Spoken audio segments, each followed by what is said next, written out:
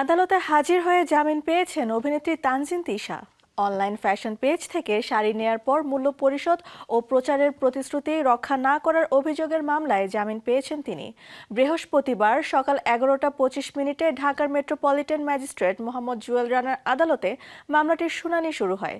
শুনানি শেষে আদালত তার জামিন মঞ্জুর করেন। মামলার তদন্ত প্রতিবেদন পর্যালোচনা করে গত 12 জুলাই তানজিন তিশার বিরুদ্ধে সমন জারি করেন আদালত। 13 আগস্ট আদালতে হাজির হওয়ার নির্দেশ দেওয়া হয়েছিল তাকে।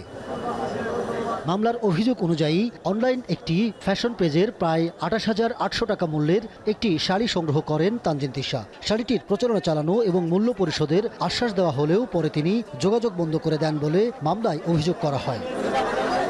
তবে অভিযোগ ওঠার পর সামাজিক যোগাযোগ মাধ্যমে দেয়া বক্তব্যে তানজিন তিশা দাবি করেছিলেন শাড়িটি তাকে উপহার হিসাবে দেওয়া হয়েছিল, তাই এর মূল্য পরিশোধের কোনো প্রশ্ন ছিল না।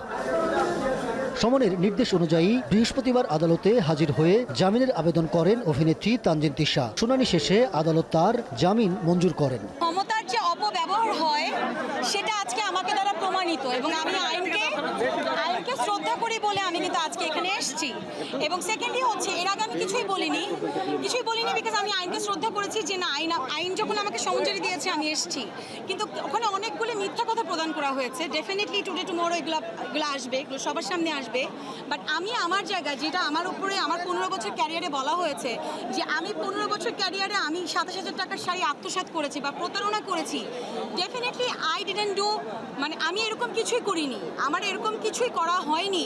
তো যার কারণে আদালতে কিন্তু এটা প্রমাণ হয়েছে। শাড়ির যে বিজ্ঞাপন দেওয়া সেটা আমরা ওদের পেজে দিয়েছি, এটা সামনে তাদের বিজ্ঞ আদালতের সামনে উপস্থাপন করছি এবং বিজ্ঞ আদালত সন্তুষ্ট হয়ে জামিন মঞ্জুর করেছে। মামলার পরবর্তী কার্যক্রম চলবে আদালতের নির্ধারিত প্রক্রিয়ায়। তবে এই ঘটনায় আদালত পর্যন্ত আসা নিয়ে শিল্পীদের নিরাপত্তা ইস্যুতে প্রশ্ন তুলেছেন অনেকে।